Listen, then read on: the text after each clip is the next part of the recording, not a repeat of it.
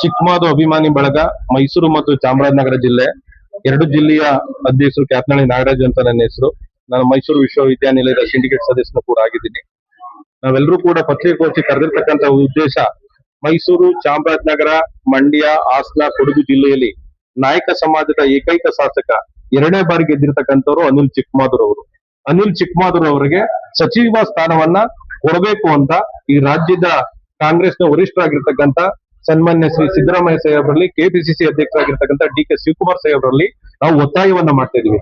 ಯಾಕೆ ಒತ್ತಾಯವನ್ನ ಮಾಡ್ತಾ ಇದೀವಿ ಅಂತ ಅಂದ್ರೆ, ರಾಜ್ಯದಲ್ಲಿ ನಾಯಕ ಸಮಾಜದ ಮತದಾರರು 40 ಲಕ್ಷ ಮತದಾರರಿದ್ದಾರೆ.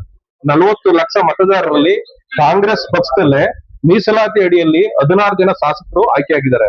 ಜನರಲ್ ಅಲ್ಲಿ 1 ಗೆದ್ದಿದ್ದಾರೆ. ಒಟ್ಟು ಶಾಸಕರ ಸಂಖ್ಯೆ 17 ಇರ್ತಕ್ಕಂಥದ್ದು. ಹಾಗಾಗಿ ಈ ಭಾಗದಲ್ಲಿ ನಾಯಕ ಸಮಾಜದ ಸಮಸ್ಯೆಗಳನ್ನ, ಧ್ವನಿಗಳನ್ನ ಆಲಿಸೋದಕ್ಕೆ ನಮ್ಮ ಸಮಾಜದ ಶಾಸಕರು ಒಬ್ಬರೇ ಇರ್ತಕ್ಕಂಥದ್ದು.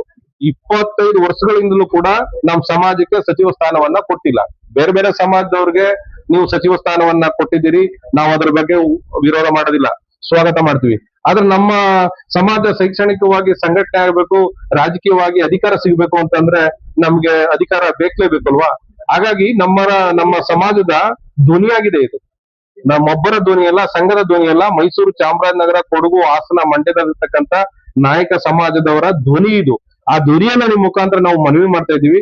ದಯಮಾಡಿ ಸಚಿವ ಸ್ಥಾನವನ್ನ ನೀವು ಕೊಳ್ಳೇಬೇಕು. ಯಾಕೆ ಅಂತಂದ್ರೆ 2028 ಚುನಾವಣೆ ಬರ್ತದೆ.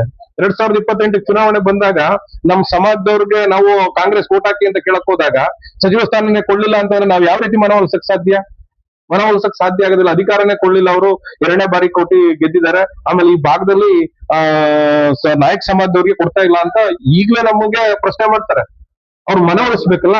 ಅವ್ರ ಮನವೊಲಿಸಿ, ಜೊತೆಗೆ ಅನಿಲ್ ಚಿಕ್ಕಮಾದೂರ್ ಕಾಂಗ್ರೆಸ್ ಪಕ್ಷದಲ್ಲಿ 2ನೇ ಬಾರಿ ಗೆದ್ದಾಗ ಕಾಂಗ್ರೆಸ್ ಪಕ್ಷದ ವರಿಷ್ಠರು ಏನ್ ಸೂಚನೆ ಕೊಡ್ತಾರೋ ಆ ಸೂಚನೆಯನ್ನ ಶಿಸ್ತನ್ನ ಅಳವಡಿಸಿಕೊಂಡು ಏನು ಪಕ್ಷವನ್ನ ಸಂಘಟಿಸುವಲ್ಲಿ, ಯುವಕರನ್ನ ಕಾಂಗ್ರೆಸ್ ತರುವಲ್ಲಿ ಬಹಳ ಮುಂಚೂಣಿಯಲ್ಲಿ ಯಶಸ್ವಿ ನಾಯಕರಾಗಿ ಹೊರಹೊಮ್ಮಿದ್ದಾರೆ. ಸರಳ ಸಜ್ಜನತೆ ಗುಣಗಳು ಅವರಲ್ಲಿ ಇದೆ. ಮುಂದೊಂದು ದಿನ ನಮ್ಮ ಸಮಾಜ ಇಡೀ ಏನು ಮೈಸೂರು, ಚಾಮರಾಜನಗರ, ಮಂಡ್ಯ, ಹಾಸನ, ಕೊಡಗು ಇದೆಯಾ, ಅವರ ಏನು ಅವರು ಕರೆಯನ್ನ ಕೊಡ್ತಾರ, ಕರೆಗೆ ಬೆಂಬಲಿಸುವಂತ ಬಹುಪಾಲು 75% ಅವ್ರ ದುನಿಯಾ ನಿಲ್ತೀವಿ.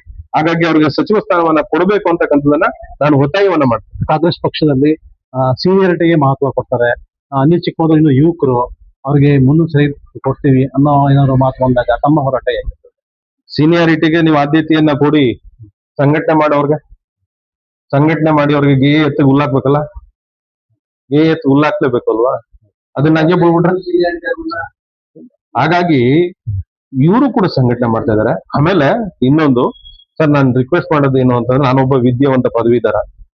ಈ ಭಾಗದಲ್ಲಿ ಯಾರಿಗೂ ಇಲ್ಲ ನಾಯಕ ಸಮಾಜದವರು. ಅದು ಧ್ವನಿ ಅಲ್ವಾ, ಕೊಡ್ಲೇಬೇಕಲ್ವಾ. ಸಾಮಾಜಿಕ ನ್ಯಾಯದ ಅಡಿಯಲ್ಲಿ ಪರಿಶಿಷ್ಟ ಪಂಗಡದಲ್ಲಿ ಒಬ್ಬರೇ ಇರೋದ್ರಿಂದ ಇವರು ಸಚಿವ ಸ್ಥಾನ ಕೊಡ್ಲೇಬೇಕು ಅಲ್ವಾ. ಹಾಗಾಗಿ ನಮ್ಗೆ ಸಿದ್ದರಾಮಯ್ಯ ಸಾಹೇಬರಲ್ಲಿ, ಡಿ.ಕೆ. ಶಿವಕುಮಾರ್ ಸಾಹೇಬರಲ್ಲಿ ಭರವಸೆ ಇದೆ, ನಂಬಿಕೆ ಇದೆ. ನಮ್ಮ ಮನವಿಯನ್ನ ಸ್ವೀಕರಿಸ್ತಾರೆ ಅಂತ ನಮ್ಗೆ ಭರವಸೆ ಇದೆ. ಯಾಕಂತಂದ್ರೆ ಈ ಏನು ಮೈಸೂರು, ಚಾಮರಾಜನಗರ ಏನು ಈ ಕಾನ್ಸ್ಟಿಟ್ಯೂನ್ಸಿಗಳಿದೆಯೋ ಅಲ್ಲಿ ನಾಯಕ ಸಮಾಜದ ಮತದಾರರು ನಿರ್ಣಾಯಕರಾಗಿದ್ದಾರೆ, ಜೊತೆಗೆ ಬಹುಸಂಖ್ಯಾತರಿದ್ದಾರೆ. ಹಾಗಾಗಿ ಕೆಲಸ ಮಾಡ್ತಾ ಇದ್ದಾರೆ.